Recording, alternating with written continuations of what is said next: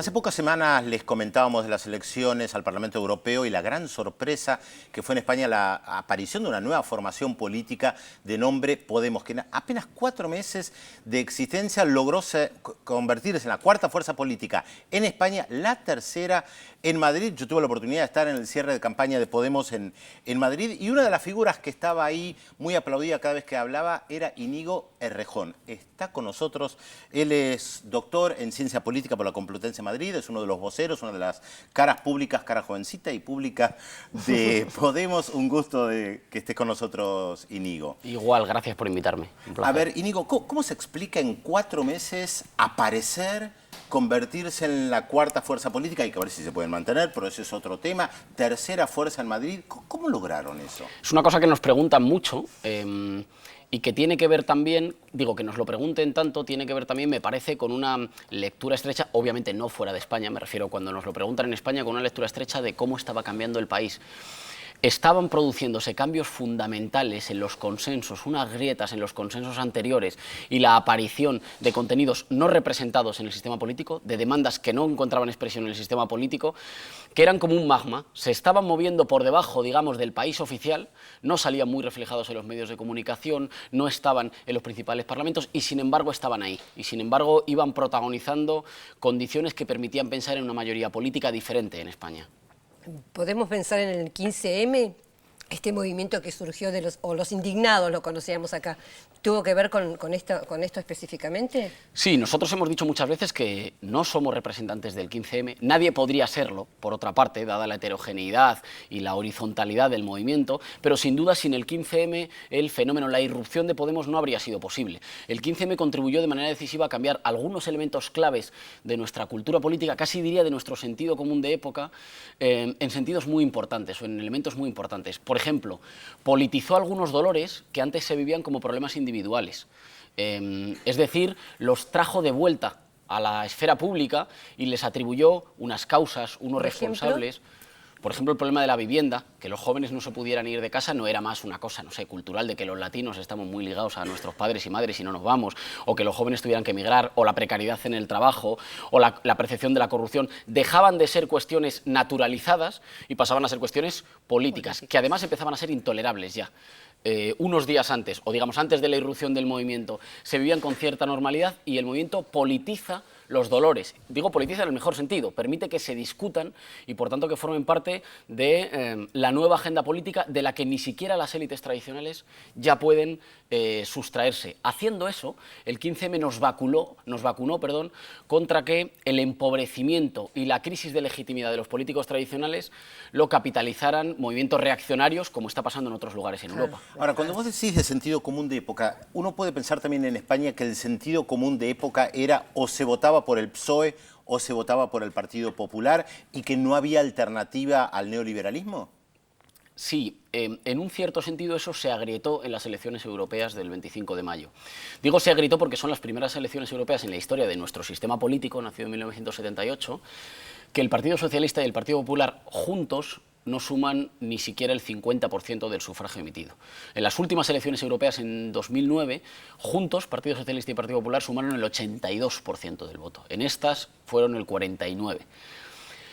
Al agrietarse eso, se agrieta también una idea que tiene mucho peso simbólico, que es que un juego de vasos comunicantes mediante el cual la alternancia oxigena un sistema político en el que las grandes cuestiones ya están decididas antes. Las grandes cuestiones que cierran el poder de los grupos económicos dominantes ya están discutidas fuera y hay un juego en el que el desgaste de uno lo capitaliza el otro y eso salvaguarda, digamos, la estructura fundamental, que es una estructura que en este caso en España se ha comprometido con unos programas de ajuste que están causando un inmenso dolor y empobrecimiento a nuestro país, ¿no? Y a la ciudadanía de nuestro país.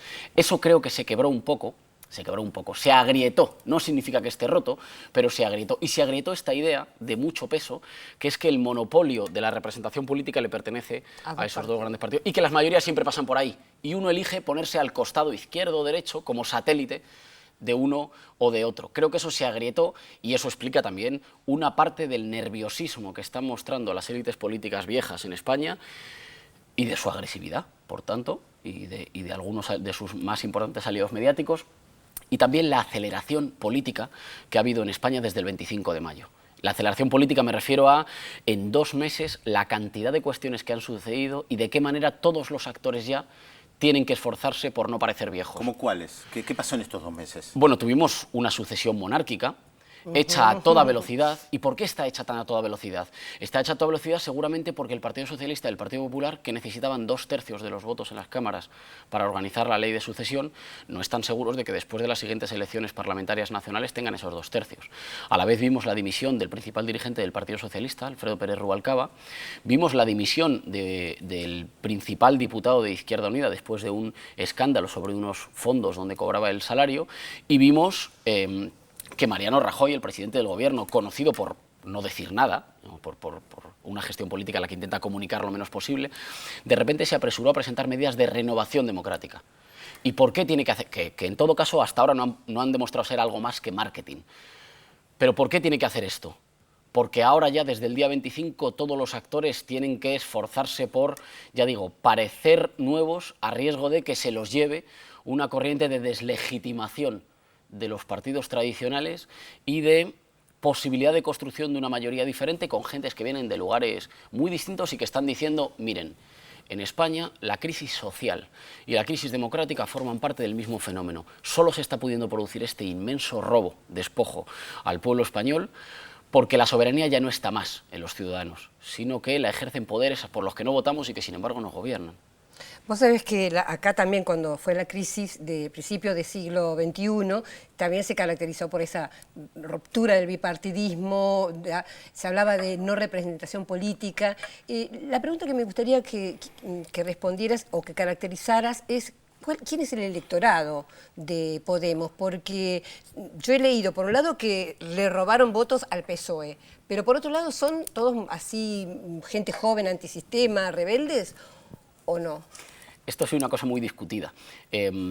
Una buena parte de los medios de comunicación, los analistas, digamos, oficiales del establishment, de lo que nosotros llamamos el régimen del 78 en España, se sorprendieron, descubrieron a Podemos el día 25, lo cual también refleja hasta qué punto miraban la política con anteojeras muy estrechas, ¿no?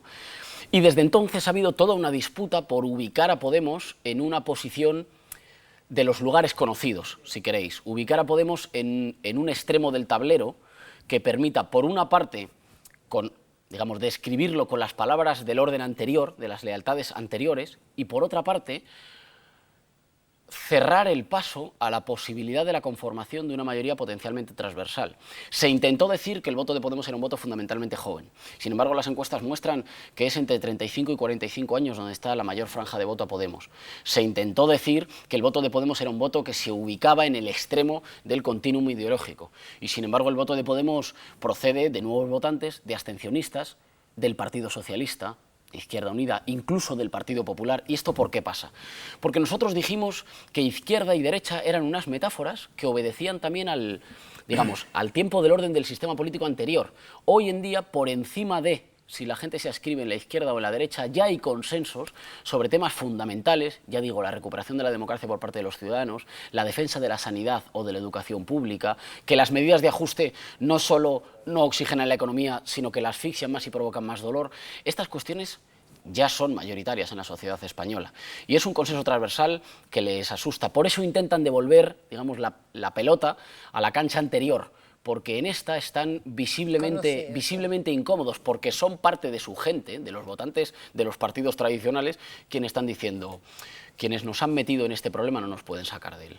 Ahora, hablas de estructuras tradicionales y retomaría un poco lo que planteó Telma del 2001 en la Argentina, que hubo varios movimientos antisistema, entre comillas, asambleas vecinales que tuvieron un peso y que en su mayoría desaparecieron. Y ustedes están mostrándose también como una representación política diferente, que también asombra al sistema político español, especialmente cómo se organizan las votaciones internas. ¿Nos podés contar un poco de esto? Porque también muestra un poco la diferencia de Podemos. Sí. Podemos nació con una hipótesis, y la hipótesis era, si existen efectivamente esos consensos transversales que ya son mayoritarios, la herramienta política para la recuperación de la soberanía para la ciudadanía, que para nosotros pasa en un medio o largo plazo por un proceso constituyente en España, que rehaga un contrato social que se ha roto por las élites por arriba y que ha roto las garantías por la ciudadanía, si esto es lo que hace falta una herramienta virtuosa capaz de representar agentes muy diferentes y de producir no una unidad de los que ya piensan igual, no una unidad, digamos, de los que ya se ubican en la izquierda, una unidad que nosotros llamamos popular y ciudadana, para rehacer el país, que es en lo que estamos. ¿Y para eso qué dijimos? Pues para eso dijimos, por ejemplo, el uso de las primarias abiertas, es decir, de sistemas en los cuales toda la ciudadanía, no los afiliados a Podemos, que ahora está abierta, por cierto, la campaña de afiliación a un ritmo que nos está desbordando, pero no los afiliados de Podemos, sino el conjunto de la ciudadanía tiene que poder decidir quiénes son los candidatos. ¿Por qué? Porque cuando lo deciden las internas solo de los aparatos de partido, eligen a gentes que a lo mejor son muy buenas para la negociación interna del aparato y sin embargo tienen a veces menos capacidad para reilusionar a una ciudadanía que estaba cada vez más descreída con respecto a la política y que por tanto le estaba regalando, por desgracia, la política, digamos, institucional a las mismas élites que gobiernan al servicio de poderes a los que no ha elegido nadie, de esa minoría privilegiada que mientras todo el país está cada vez peor, está ganando cada vez más. Así que dijimos hay que lanzar iniciativas audaces, muy abiertas, no porque nos casemos con una metodología. Las metodologías valen, depende del momento, del lugar y de la coyuntura, sino porque hace falta dar pasos audaces para la posibilidad de una mayoría política que rehaga el país, que rehaga un proyecto de país al servicio de su gente y no de, no sé, los bancos alemanes, el FMI, el Banco Central Europeo. La troika. Sí, pero ¿cómo se organizan de manera diferente con estas primarias que puede votar cualquiera? ¿Cómo hacen ustedes para tener una estructura que no sea como el resto de los partidos políticos? Por una parte hay espacios de agregación ciudadana y popular en el territorio, lo que se llaman los círculos Podemos, en el que hemos insistido mucho en que no se pide carnet a nadie, que no se le pide a nadie, no se le pregunta a nadie certificado de dónde viene políticamente. Nos enorgullecemos de que venga de muchos sitios o que sea su primera experiencia política, es algo que nos enorgullece y que son, digamos, las estructuras que están construyendo participación en el territorio, porque nosotros sabemos que la disputa electoral es muy importante, pero debe ir acompañada de una construcción de ciudadanía y de pueblo que acompañe, tensione, expanda el horizonte de lo posible, porque si no, solo con la disputa electoral estás medio atrapado. Lo hemos visto en los gobiernos populares latinoamericanos, que es muy importante la disputa electoral y a la vez hay que tensionar, hay que acompañar, hay que empoderar. Y a la vez, en octubre, entre octubre y noviembre, tendremos la Asamblea Ciudadana, si se puede, de la que va a salir una estructura, un reparto de tareas, una coordinación y una dirección que irá estableciendo lo que hasta ahora solo es un gran caudal de ilusión política retomada por gente que había perdido la ilusión por la política. Yo te voy a dar 3 nombres para que me digas si pueden ser para vos modelos, referentes o qué opinás. Uno es Syriza, el movimiento griego. El otro es Beppe Grillo con Cinque Stelle, el italiano, y el otro es la Revolución Bolivariana de Chávez. En orden, el viaje a Atenas para vernos con Alexis Tsipras, el líder de Syriza y posiblemente próximo presidente de Grecia, fue el primer viaje oficial que hicimos como Podemos y que hicieron una parte de los eurodiputados de Podemos, porque para nosotros es un modelo.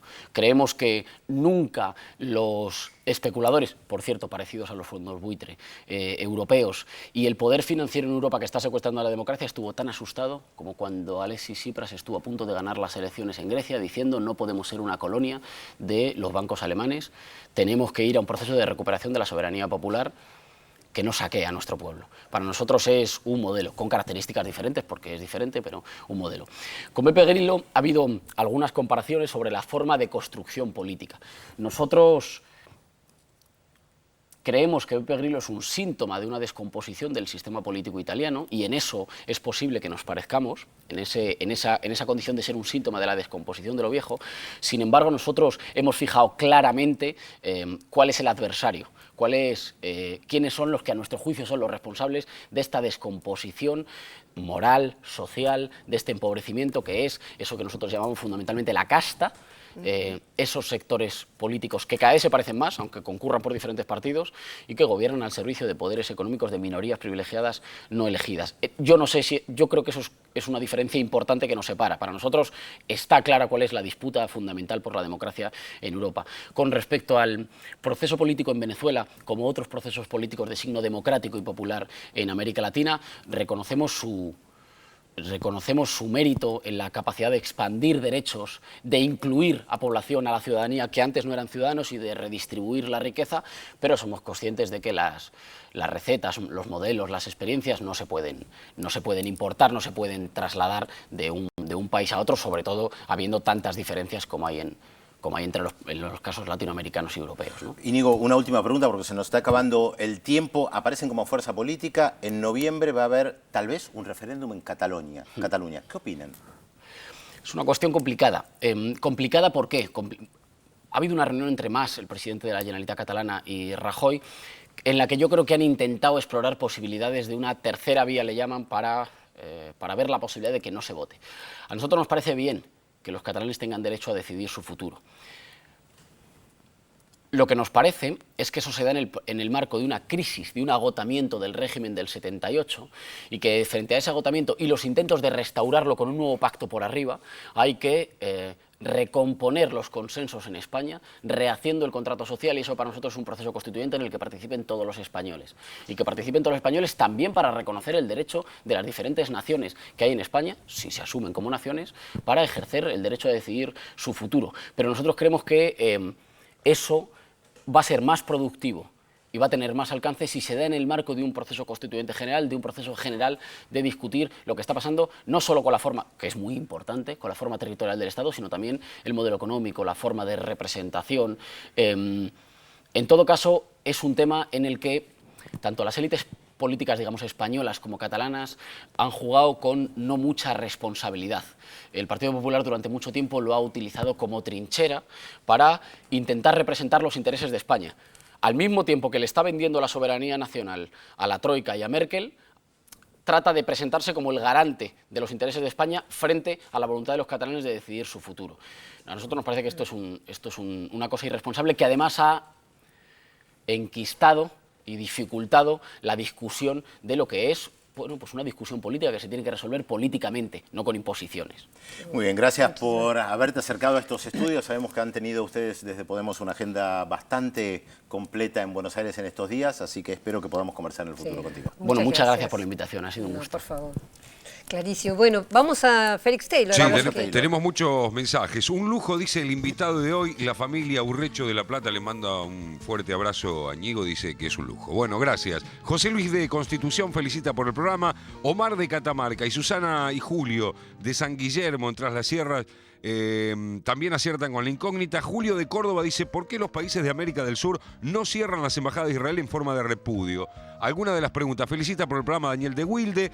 De Valentín de la Ciudad Autónoma de Buenos Aires, aquí de la capital federal, dice: ¿por qué no se le impone un bloqueo a Israel como se le impuso a Cuba? Y José Luis de Henderson, en la provincia de Buenos Aires, dice: ¿qué pasa con el progresismo en el mundo que no actúa contra esta atrocidad que Israel está provocando en la Franja de Gaza? Algunos de los mensajes que recibimos. Estamos, por supuesto, hasta las 14 hoy aquí en Visión 7 Internacional, y vamos con más datos de la incógnita que ya... Las ayuda. Acá viene, Pedro, escuche bien, ¿eh? Nuestro personaje de hoy, en sus primeros años de juventud, quiso estudiar economía como Pedro Brigger también, en la Universidad de Stanford, pero su padre lo convenció de iniciar la carrera militar. ¿A quién nos estamos refiriendo? Que no es Pedro Brigger, por cierto. 0800 444 1777 4535 0709. Nueva pausa y le adelantamos los temas que vamos a desarrollar en el próximo bloque. La otra guerra de Israel. En forma paralela a su ofensiva militar contra Gaza, Tel Aviv despliega también una batalla mediática buscando conquistar la opinión pública en medio de las bombas y los muertos. Además, Libia no tiene paz. A poco más de un mes de las elecciones parlamentarias que buscaban dar estabilidad al país, las milicias rivales siguen su escalada de violencia. Todo esto y mucho más luego de la pausa en Visión 7 Internacional.